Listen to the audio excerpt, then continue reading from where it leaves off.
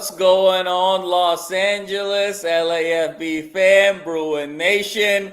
The Thrill and Madman back in your living rooms, coming up with all things UCLA football. We got lots to discuss in terms of more portal reinforcements, a discussion about the spring showcase, and then, of course, what's to come. But first and foremost, my brother from another mother, fresh off of back-to-back emphatic playoff road victories for his Golden State Warriors, Mr. Will the Thrill Decker. Thriller, how we feeling about life, about your Warriors, and just everything in general? Well, just be happy to be playing another game, I think, is the biggest thing there. But we're worried about this Curry injury. No joke about it. But, unfortunately, it's going to be Nico Harrison that's the prophet here. Defense wins championships, as he said after the AD trade. He might be right. Let's get Jimmy, let's get Draymond out there making plays, and, hopefully the Warriors can keep it together. 1-0 is a big time start. So let's see what we can do in the long run of the series and maybe get Curry back healthy. So let's see, buddy. 1-0 is a big time start indeed. And Thriller, on behalf of Los Angeles Lakers fans everywhere, the reference to Nico Harrison, hashtag too soon, it's after the 5-game defeat that the Los Angeles Lakers had at the hands of Anthony Edwards and Minnesota. But will we digress to teams that we're actually optimistic about in Los Angeles, and that is the Bruins of UCLA. Another big last couple of days, we'll start kind of on the personnel front here. A few major reinforcements coming UCLA's way, 2 in the form of defensive line, 1 in the form of tight end, and then 1 in the form of punter. And we'll start with the defensive line here, Will. The first defensive lineman, Keyshawn Bennett, comes over from Michigan. This is an individual who spent 4 years at Michigan, including being part of that national championship team. Keyshawn Bennett, although was seldom used, 7 career tackles, 1 tackle for loss over 4 seasons with Michigan. But Will, this is an individual that was the number 43 ranked defensive lineman in his class, in the class of 2021.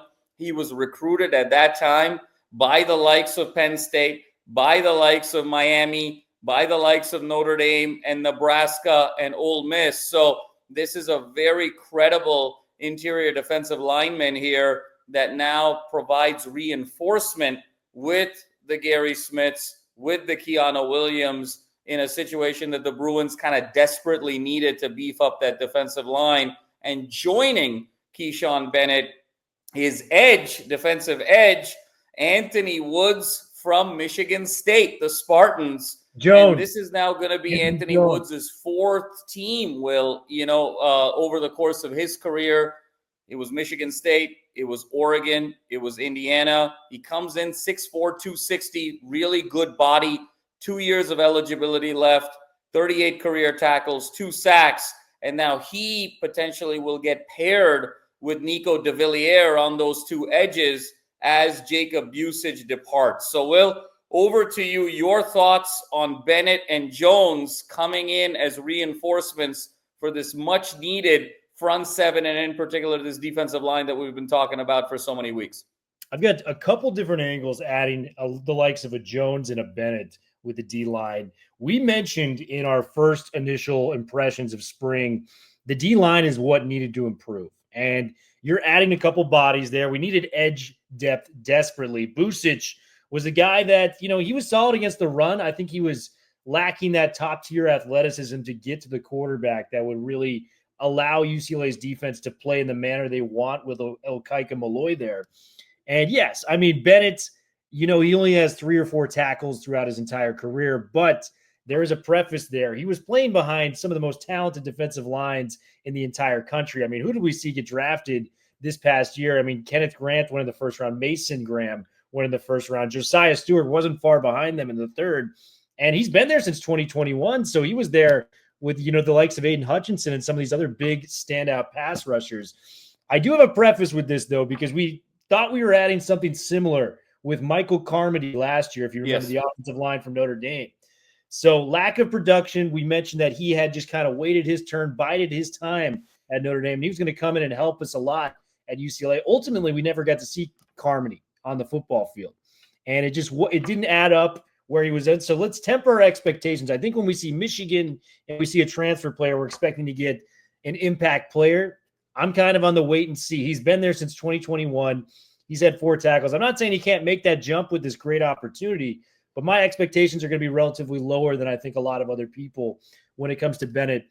Jones, to me, is the most upside of all of these different transfers. When you look at where he initially started his career, he was a commitment to Oregon out of high school. Had offers from Oregon, Texas, USC, big name brand schools when it came to Anthony Jones.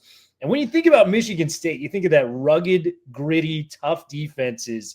And Jones, for me, is a guy that I think, 2 sacks last year is clearly on the upswing here. If he can kind of get to a spot where he's the number 1 edge rusher in a defense, and we really allow him to use that big frame, 6'4", 260, that's an NFL-sized frame.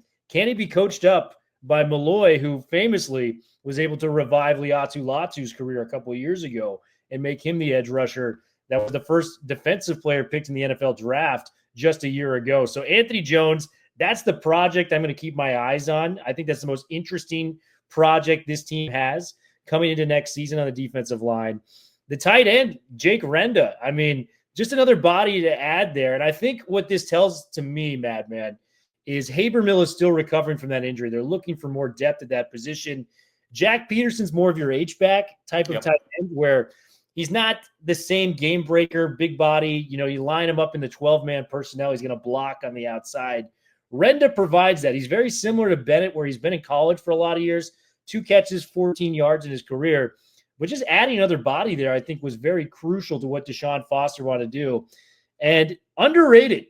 Maybe we come back to bite this back, but Carroll, the Aussie, coming from Tulane, this guy averaged a booming about, I think it was 43.5 yards per punt last year. That would rank in the top 30, 35 punters in the nation, coming into this season in terms of returning talent. So what I've really liked about UCLA, which I felt has been a deficiency dating back to that last chip year, our special teams were among the worst in the country. Remember, we couldn't make a field goal. We got Yankoff taking kicks. It was as bad as it got. And 2 years later, we're sitting here. We have a strategy with special teams. Roderick Pleasant coming in, I think it has to be one of the favorites to take those kickoff and punt returning, situations where this guy was the fastest 100-meter in the state of California. You got to put that guy back to take some kicks. And you're getting a punter back there with Mateen Bagani, the Bugatti Bagani, coming back for UCLA, one of our favorites, the guy who sparked the win against Iowa at home last year. Special teams is looking brighter. It's a consistent tip of the cap back to Deshaun and how hard he's recruiting. If you would have asked me 4 or 5 months ago who would have the better transfer portal class, UCLA or USC, I don't know if I would have picked us, but UCLA has been turning up the volume right now. And we're among the top 2 to 3 teams in the country when it comes to the portal. So hats off to Deshaun. Hats off to Coach Meat and his 8 defensive backs. Hats off to this organization that they're kind of laying out there. UCLA is on top of it, man. No, for sure, Will. A couple things that you said there on going back to kind of Bennett and Jones to start. I agree with you. We have to sort of temper our expectations with Bennett. He comes with an interesting yet unproven resume. To your point, a lot of great tutelage there. When you think about Hutchison and Stewart and Graham and kind of absorbing a championship culture when you look at what Michigan did a couple of years ago to win the national title. And I think what you like about Bennett is you're just hoping for him to be a rotational piece on that interior defensive line. And the fact that he's coming from such a big-time program and a fellow Big Ten school, I think is very critical because he understands the physicality that it takes, understands kind of the technique and the style of this particular conference. So I think Bennett coming in as a potential rotational piece, whereas in years past, UCLA has had to rely on non-power 4 guys making the jump. You and I both love Busic, but that was a big jump. We had some other guys coming from, some FCS programs trying to make the jump. And that's always a steeper learning curve than somebody like a Bennett. And then when you look at Jones, Will, I think you said it really well. fourth big time program here. I mean, if you're good enough to sort of play at Michigan State, given their style, play at Oregon, play at Indiana during Indiana's renaissance, you got something. I don't think Jones really found his way at any of those particular schools, a logjam at edge those particular years. But at 6'4", 260, you can't teach that. And, now you're getting two edges, both of whom unproven projects, both with a lot of physicality. But de Villiers coming from Arkansas and Jones coming from Michigan State, you're getting big-time programs, and that, I think, is what's exciting. Again, you got to hit here. It's unproven guys, but you're banking on guys that have come from big-time places, have that pedigree, and now can Ikaika Malloy kind of coach them up. So really exciting stuff there, Will. And what I like is it's sort of a direct need. We've been talking defensive line. That's the one Achilles heel right now of this team when you look at sort of the larger landscape of the roster, and Deshaun Foster just hitting that and hitting it hard. And then when you talk about tight end, I totally agree with you. Again, kind of an unproven body. We don't know what Habermill is going to be this year after the injury. Look, Habermill and Matavao, that was a battle, Will, back in 23. And we saw what ended up happening with Matavao getting drafted. So Habermill has a lot of talent if he's healthy. You recall that game against Washington, that famous DTR game that really kind of put that season on the map there. You look at some other things going on with Habermill. He had a really good showing against USC the year before with a couple of touchdowns. So, in the Coliseum. So, you're looking at Habermill as someone who's ready to make the jump. But just in case he can't, having, again, a power 4 tight end come in and potentially get those reps, I think is really, really solid. And then Carroll, I mean, you mentioned it. Will, I think what's interesting with the Big Ten, it's such a field position conference. And, fewer possessions, slower pace of play than where UCLA has come from in the Pac-12. You have to play with great special teams. You think of a team like a Minnesota. You think of a team like Wisconsin. You think of a team like Iowa. You think of a team even like Michigan State. That line between 6, 7, 8, 9 wins, it really ultimately comes down to special teams. And now if you got a booming punter and Carroll that can kind of flip the field and really kind of set up that defense to be more successful, even if you're light in the trenches, and then you got Bagani hitting those kicks, you're going to stay in the game. You're going to stay, on the road, keep it a possession, keep it a 4-point game. These are the kinds of things that allow you to chip away and ultimately get, to pay dirt. So I think really nice additions, some diamonds in the rough here, and really fortifying this roster moving forward. Will, I'll segue a little bit now to Spring Showcase. Yes. And, obviously we had it this past weekend. It's the culmination of the spring season. You and I were out there a couple of times. The Spring Showcase is always an interesting experience because it's not really a game. There's sometimes, these individual matchups. Sometimes you go kind of 6-on-6, 7-on-7. But oftentimes you're sort of looking for individual players matchups. Last year, famously, we saw Rico Flores just sort of break out in that game. We saw some of the defensive backs play really well. We saw Luke Duncan play really well. So there were guys that really emerged in last year's Spring Showcase.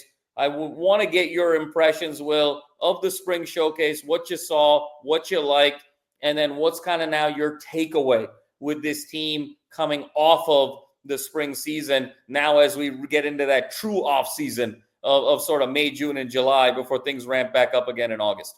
Yeah, I think the biggest things I took were, a couple on the field plays, but mostly the post-game, if you will, comment from Deshaun Foster. And let's start with it. He is very pleased right now with how the offensive line is gelling under Andy Kwan, and they added, 3 or 4 new bodies in the offseason, whether it's Brooks, whether it's Armella, these type of guys coming in from big-time programs that can help UCLA. We've talked about it, man. If last year's offensive line was fine, this team 7-8 wins, I think pretty easily. If that offensive line is right with a Deshaun Foster-led team, we know the run game is going to be open, and then Tino Sinceri can kind of get the X's and O's right and let this offense hum in the true fashion that we believe it can. So that was very encouraging to hear that he thinks the offensive line has been looking good. Granted, we've talked about the weakness of the team right now is the front four on the defensive side of the football. So if the offensive line can gel, that's very, very big. So I'm hyped about that. When you look at the people that stood out in the spring game, at least offensively, the two players that scored multiple touchdowns, we were worried about the running back depth before Javen Thomas came from UCLA. Carson Cox coming in, multiple touchdowns. Yep. This is a true freshman. He enrolled early, so he should still be at like his high school prom probably this weekend or next. He's getting 2 touchdowns in a spring football game. We love what Carson Cox is bringing to the table, and just further proved to me that this running back room, even with the addition of Javian Thomas, where, I thought the ceiling was raised a little bit higher. If you can get something out of Carson Cox, a true freshman making plays. The other big one was Mikey Matthews, man. We talked about it. We need that extra, move the chains. It's 3rd and 6. You need 8 yards. Give it to Mikey Matthews. He scored 2 touchdowns. So maybe he's got a little bit more under the top of the hood than we think he might have in terms of the Jets and getting open in red zone scenarios. Multiple touchdowns in a spring game is a big, big deal. And then, this might be my biggest takeaway. Luke Duncan staying at UCLA, making plays. He's been the darling of this podcast for 2 years. We loved him last year in spring football. We watched him in spring football this year. We thought, Joey Aguilar is going to Tennessee, and all signs point to him starting at Tennessee right now. We were kind of like, it's an open competition, guys. Luke Duncan is going to fight tooth and nail for this competition. And I've referenced who most resembles the Curtis Rourke style of, play on this UCLA team that they could just, pick and pull and put into the starting lineup. It was Luke Duncan. So while Nico's coming in and he will be the starting quarterback against Utah if healthy, no questions asked. But that competition between him and Madden the next year, when Nico, either goes to the NFL or he goes a different place, given the trajectory of where he's been at. Luke Duncan is a guy to keep an eye on again. And I'm just fired up for the kid because a lot of times you could leave. But if you stay and, get the course, like very similar to what Ethan Garbers did, where he kind of stayed the course and, it didn't end perfectly, but he got us a bowl win and a win over USC. That's pretty damn good. I think Luke Duncan could do some similar stuff if he's willing to stay the course with UCLA football, Madman.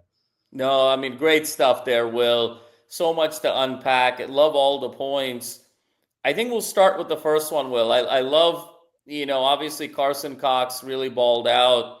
Fascinating running back room, isn't it, Will? When you look at Thomas, when you look at Woods, you look at Berger, you look at Cox, you look at Frias. I think presumably kind of conventional wisdom says, hey, maybe Berger's got the inside track a little bit given, he was here last year. I think Thomas, everyone's super pumped about as well from the transfer from Cal. Those two seem like they're in the lead right now, but Cox and others are saying, hey, don't forget about us. And I think both Thomas as well as Berger, they're going to have to earn it. This might be the feistiest running back competition, Will, that we have seen in quite some time. I think we may have to sort of go back to sort of early year 1, year 2 Chip Kelly days before he got Kelly to come in terms of just how feisty the competition could potentially be. But you've got 4 or 5 guys that could legitimately win this job.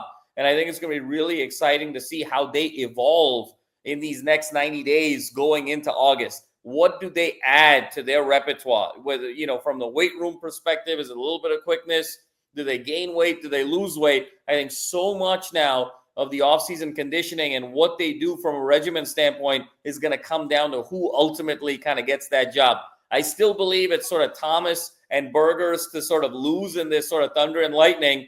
But as they say, objects in the rearview mirror are closer than they appear, and Cox certainly balled out in a very significant way. In terms of the receivers, Will, Mikey Matthews, you talk about that prototypical slot with the twitch and the burst. And in many ways, we love TMA so much on this show. If there was a Mount Rushmore of this particular show, it feels like TMA would be, take up multiple slots. Shout out the Timalala family as well. Absolutely. We love the family. Great supporters of UCLA and the show. We just think the world of them. And I think one of the things that made TMA so special is the chemistry that he had with Garbers. And it's going to be interesting to see, Will, who Nico gravitates towards, right, in terms of chemistry. TMA kind of had that incumbent chemistry. Mikey Matthews balled out, but let's not forget he balled out without the starting quarterback in the spring showcase, right? So he's looking great, but that chemistry with Nico is going to be critical. And then you got to believe Gilmer is ready to sort of make that jump. So based on kind of what we saw last year with Nico at Tennessee, it feels like he likes to throw the deep ball. And so, you got to love kind of where Gilmer lines up. And he also kind of likes these big targets in the slot. And so even though Mikey Matthews is a smaller guy, the fact that he's slot and he's got the quickness, he potentially could really position himself quite nicely, Will, to be an Iamaleava favorite, particularly when you think about how Tino Sunseri's offense is predicated on getting the ball out quickly, moving the chains, and avoiding the negative play. All of those things kind of scream Mikey Matthews in a very significant way. Anything you wanted to add there? Man, when you mentioned the deep ball and how that could affect this offense, doesn't it make you sick that J. Mike Sturdivant is not on this roster this year? Doesn't it? I was in a good mood. Okay, we were having a great conversation, and you got to go there. I mean, my God. I mean, Will, I'm telling you, with J. Mike and just the offensive line providing a little bit more time. We have these what ifs every few years with UCLA football. Just what if the 2022 offense aligned with the 2023 defense? What if J. Mike came back? What if Rosen hit his ceiling? We have these constant questions with UCLA football.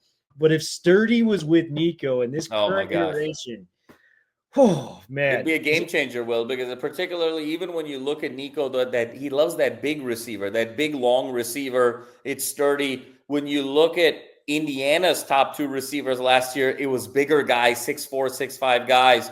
I mean, it really was that perfect system. I think Sturdy's going to ball out in the SEC this year, have a big-time sort of draft position, and we'll always say, we always had, those few years. It's sort of a relationship, when you sort of go in separate directions, you sort of look fondly on that it happened. But we digress, Will. We digress. I think that Mikey Matthews is going to be a really critical piece. Gilmer is going to be a critical piece. Yeah. And let's not sleep on Jaden Wilson and his top-end speed, particularly with the way Iamaleava likes to air it out. I see these four, Will, as really emerging from the pack as sort of our primary receivers. And then you never know about Connor Shaw. Even we talked to Wayne a lot about this offline. He keeps talking about Connor Shaw, the things that he's seeing, behind the scenes. He's long, he's athletic, he's fast. It's just a matter of that durability play. So Connor Shaw could be another one that could make some very significant plays given this Sunseri system and given the Iamaleava style. And so I think lots to be excited about there. Yeah, and you remember Shaw, he was playing week 1 against Hawaii last year. He was getting time with getting reverses. I mean, incredible touches. We had Loya here last year. We had Sturdy. We had Quasi, who was a can't-miss prospect for us. Habermill wasn't there, but Mataval was. We had a lot of options, and the fact that he was still getting playing time and targets, that says everything you need to know about Carter Shaw. So, he has a real chance of being great for this team if we can get him out there a little bit more. No question, Will. And to your last point about Luke Duncan, what I love so much about Duncan, in addition to all of the physical skills, the size, just the beautiful mechanics with the ball, the way he fits into what Tino Sunseri believes a quarterback should be. I think he's got to get a little bit quicker with the feet and kind of the pace of play, but that all comes with time and maturity. But what I love what Luke Duncan represents, just that competitiveness and that willingness to stick it out and compete against Madden in particular down the line. But to me, Will, it tells me that the health of the program is in a great spot, because the most elite programs and the healthiest of programs in the country are always kind of 3 deep at quarter. They have a plan. It's not just their current quarterback and it's not just their next quarterback, they have a very clear vision who their quarterback after next is going to be. And when you look at where UCLA is right now with Nico, with Madden, and with Luke Duncan, the fact that you've got kind of those three lined up in the way that you do, obviously things change so quickly in this sport, as evidenced by UCLA's last 90 to 120 days. But for now, the fact that this program is three deep at quarterback, I think to me really is showing kind of the health and wellness of this program moving forward. And yet again, UCLA finds a way to sort of surge in those transfer portal rankings and really set themselves up very nicely. Will, anything you want to leave with here now that we get out of spring and we're kind of in the quote-unquote off-season? Anything that you're going to have your eye on in particular, whether it's a particular position group, an individual player, the coaching staff, things are along the lines of recruiting, things along the lines of NIL, just anything that you're going to kind of keep your eye on as we head into sort of August and mini camp before it all rolls out for real on August 28th against the Utes? Yeah, it's a great question. The D-line development is everything for this team. I know Deshaun mentioned the offensive line looked great. I still want to see that against Utah week 1. So, let's see how it looks against, actual competition. It's great to look good in practice, but when you're doing it, with 50, 60,000 people in the seats, that'll be the deterrent of whether, you're a good offensive line or not. So those are the two position groups I'm really eyeing. I feel comfortable about the DBs. Chisholm, I forgot he's a redshirt freshman. I mean, he's got a lot of time left here. The Oregon State linebacker transfer. Very excited about him. And John Vaughn's coming back. We mentioned that at the top. That was a very fun linebacking unit. But I think you nailed it, man. That running back room is crowded. And just how Deshaun and Tino will find situationally spots for each one of these running backs to make plays, whether – I feel like Anthony Frias would be a really good running back in the screen game, like a little screen pass to Anthony Frias for how small and shifty he is. Javian's going to be your bell cow, but just adding different guys like this. Carson Cox, he screams goal line running back at that size, 6'1", 190 pounds. That's going to be fascinating to watch me play. So they got a lot of toys and different areas they can go with when it comes to the running back room. So that's going to be a blast to watch how Tino does. But hey, man, I feel like the roster is near complete at this point, barring any unforeseen circumstances. Never say never in the transfer portal era, but just another tip of the cap to Deshaun and, what this team has built in terms of adding from the portal, because very few teams, if any, have added more than UCLA this offseason. No question, Will. And now, 14 players on defense that have been added in the portal, 10 defensive backs. So a ton of reinforcements has been coming UCLA's way. Crazy. 10 defensive backs. Hey, Will, you can never have too many defensive backs. When it rains, it pours in terms of the secondary in Westwood. And Will, I'll sort of close with this. I think you nailed it. Chisholm, John Vaughn's, Anthony Woods. You're talking about, De Villiers. You're talking about Cortland Ford. You're talking about Armella. These 6 guys in so many ways are going to be so critical to what UCLA looks like. Your 2 anchors on the offensive line from a transfer portal perspective. In many ways, your 2 new players from a linebacker standpoint, because you're getting John for the first time in many years, just exclusively focused on football. And then these 2 edges, these mystery edges. And to see sort of what happens there. And these 6, to me, these half a dozen guys, how they approach the weight room, how they approach their reps, how they approach their development over the next 90 days, I think is going to be really critical. So much to be excited about. Thriller, we got some fun things in the hopper here. We got an exciting guest coming our way here in just a day or two. We'll probably have Wayne back in a couple of days. And a lot more exciting things that you and I have kind of cooking over the next couple of weeks that will slowly unveil to the fans in a significant way over the course of the offseason. But fans, thank you so much for all the love and support as always. You got the Thriller, you got the Madman. Hit that like and subscribe button and follow UCLA LAFB. And as always, fours up forever.